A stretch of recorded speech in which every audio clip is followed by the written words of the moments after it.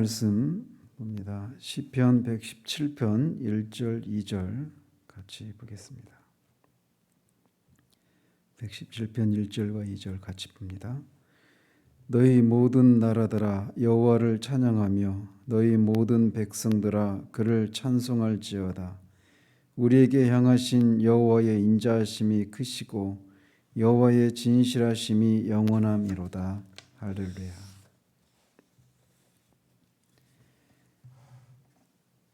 이 시편은 보시다시피 시편 중에서 가장 짧은 시입니다.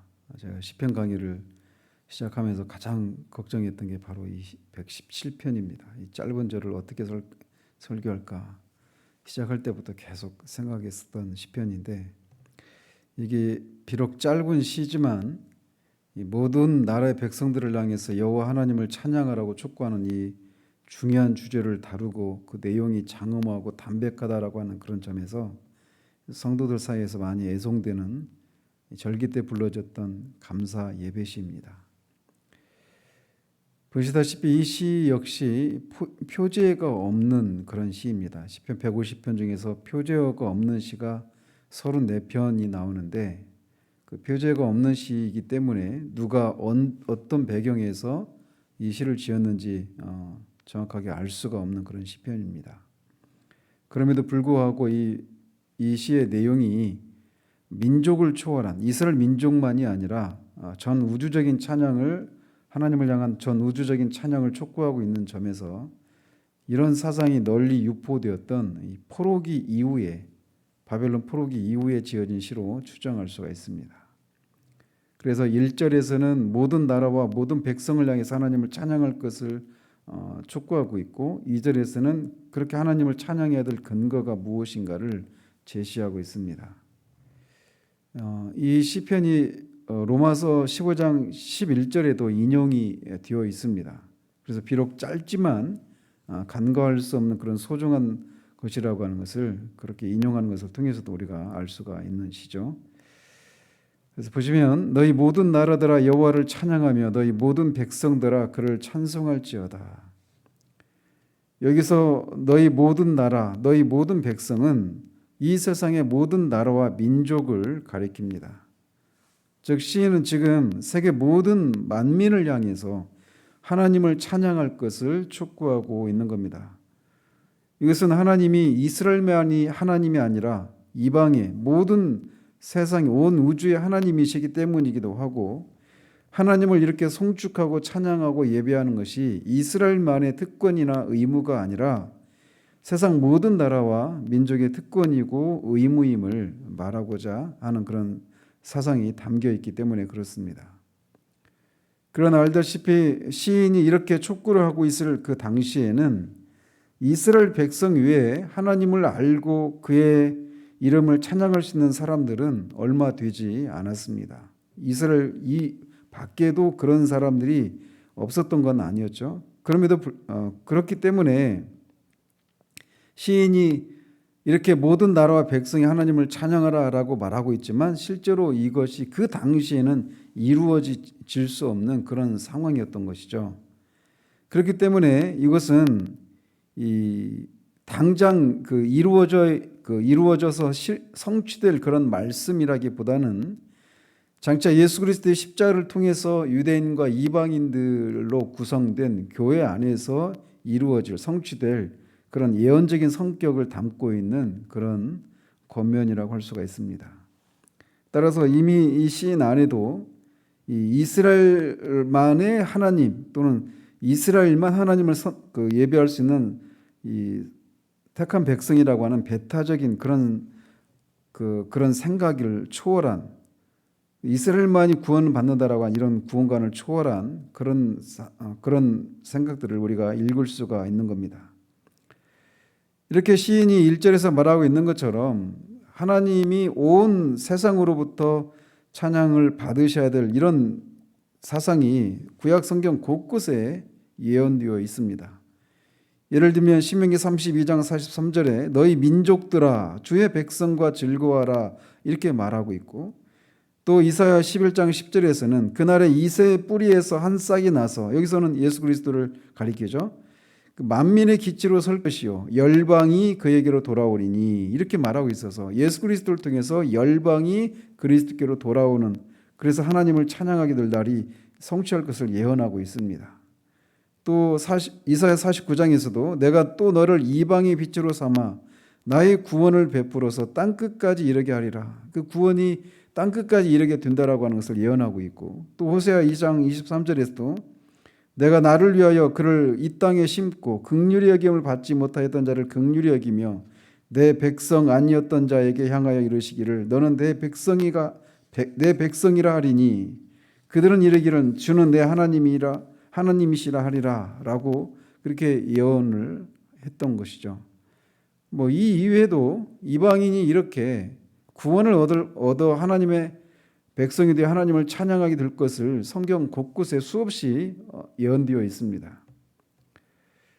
따라서 오늘 말씀이 의미하는 것처럼 이렇게 모든 나라와 민족이 여호와를 찬양하고 송축하는 것은 하나님께서 원래부터 창조 때부터 계획하셨던 일이고 그것을 하나님이 가장 기뻐하시고 원하시는 일이십니다. 그리고 지금도 그런 일들을 하고 계셔서 저와 여러분들도 이렇게 이방인임에도 불구하고 하나님을 찬양하는 백성의 대열에 합류할 수 있게 되었던 것이죠. 따라서 시인이 이렇게 모든 나라와 모든 민족들이 여호와 하나님을 찬양하라 이렇게 말하는 이 일이 실제로 이루어지기 위해서는 그리스도께서 그 그리스도의 복음을 온 세상에 전하고 그들을 제자로 삼아 하나님의 백성이 되게 하는 그런 일들에 우리가 앞장서야 하는 것입니다. 그래서 이것은 이런 그냥 선포로 끝나는 것이 아니라 실제로 그런 일이 일어나기 위해서 구약에서는 이스라엘이 열방의 구원의 통로로 제사장 나라가 되었던 것처럼 이제는 교회가 또 교회를 구성하고 있는 우리 한 사람 한 사람이 이렇게 만민을 구원하는 그런 통로가 되어서 살아계신 하나님과 예수 그리스도의 구원자 예수 그리스도의 복음을 전하고 생명을 구원한 일에 전심을 다하는 그런 사람이 되어야 하는 것이 우리의 의무라고 할 수 있습니다. 자, 1절에서는 이렇게 여호와 하나님을 모든 나라와 민족이 찬양할 것을 촉구하고 이어서 2절에서는 그 하나님을 찬양할 이유를 제시하고 있습니다. 우리에게 향하신 여호와의 인자하심이 크시고 여호와의 진실하심이 영원함이로다. 할렐루야. 온 민족이 여호와 하나님을 찬양해야 될 그런 이유는 이스라엘 백성들처럼 온 이방이 이스라엘이 그렇게 하나님이 특별한 은총을 경험해서 출애굽을 하고 가나안 땅을 기업으로 받는, 그리고 그런 모든 과정 속에서 하나님의 놀라운 그런 섭리와 그런 이적을 경험한 그런 일은 없다 하더라도 이방에 있는 모든 민족이 모든 사람이 하나같이 하나님의 은혜와 은총을 받은, 그래서 하나님의 인자하심과 진실하심에 빚진 자들이기 때문에도 모든 민족이 여호와 하나님을 찬양해야만 합니다. 그래서 우리 주님이 산상수훈에서도 하나님이 그 해를 악인과 선인에게 비추시며 비를 의로운 자와 불의한 자에게 내려주신다 이렇게 말씀하고 있는 것이죠. 소위 일반 은총의 은혜를 모든 민족이 다 이렇게 입고 있단 말이죠. 또 사도행전 17장 28절에서도 사도 바울이 우리가 그를 힘입어 살며 기동하며 존재하느니라. 너희 시인 중에 어떤 사람들의 말과 같이 우리가 그의 소생이라 이렇게 말을 하고 있어서 유대인뿐만 아니라 이방인도 다 하나님의 그런 인자와 자비하심의 일반적인 은총을 입은 사람들이기 때문에 하나님의 소생이기 때문에 모든 민족이 여호와 하나님을 찬양해야 한다라고 말하고 있는 겁니다. 그런데 이 하나님의 인자하심이 크고 진실하심이 영원한 것, 이것이 우리가 하나님을 찬양해야 될 이유이기도 하지만 이렇게 하나님의 인자하심이 크고 진실하심이 영원한 것, 이것은 우리가 존재할 수 있는 근거이기도 합니다. 하나님의 인자하심과 진실하심이 없다면, 그 인자하심이 크고 진실하심이 영원하지 않다면 우리는 이 세상에 존재할 수가 없습니다. 주님의 인자하심이 크기 때문에 우리가 우리의 죄 때문에 마땅히 진멸받아야 됨에도 불구하고 주님의 인자하심이 크기 때문에 우리가 아직도 호흡하고 하나님 우리의 삶을 살아갈 수 있게 되는 것이에요. 그래서 예레미야 선지자는 여기서 3장 22절에서 여호와의 인자와 긍휼이 무궁하심으로 우리가 진멸되지 아니함이니이다라고 말하고 있는 겁니다. 우리의 죄를 인해서는 마땅히 우리가 심판을 받아야 되지만 그분의 인자와 긍휼이 무궁하시기 때문에 우리가 진멸되지 않을 수 있는 것이죠. 그래서 여호와의 인자가 크고 진실하심이 영원한 것은 우리의 찬양의 찬양의 이유이기도 하지만 우리가 존재할 수 있는 그런 근거가 되는 것이기도 합니다. 또 마찬가지로 주의 진실하심이 영원한 것, 이것도 우리가 존재할 수 있는 근거가 되는 겁니다. 왜냐하면 만약에 하나님이 이 사람들처럼 어떤 상황에 따라서 또는 시간에 따라서 마음이 변해서 변덕스러우신 분이시라면 우리는 이 땅에서 결코 존재할 수가 없습니다. 아무리 과거에 큰 은혜를 베푸셨다 할지라도 갑자기 돌변하셔서 하나님이 우리에게 진노를 쏟아내신다라면 이 땅에서 아무도 존재할 수가 없는 거예요. 따라서 우리가 이렇게 우리에게 향하신 하나님의 인자가 크고 그분의 진실하심이 영원하다라고 하는 이 사실은 우리처럼 이렇게 연약하고 죄 많은 인간들이 지금도 존재할 수 있는 근거인 것입니다. 이 하루도 우리가 호흡할 수 있는 것도 바로 이런 이유 때문에 그러한 것이죠. 하나님께서 이렇게 인자하시고 진실하시기 때문에 우리 같은 죄인들이 즉각적으로 멸망을 당하지 않고 세상에 존재할 수 있는 겁니다.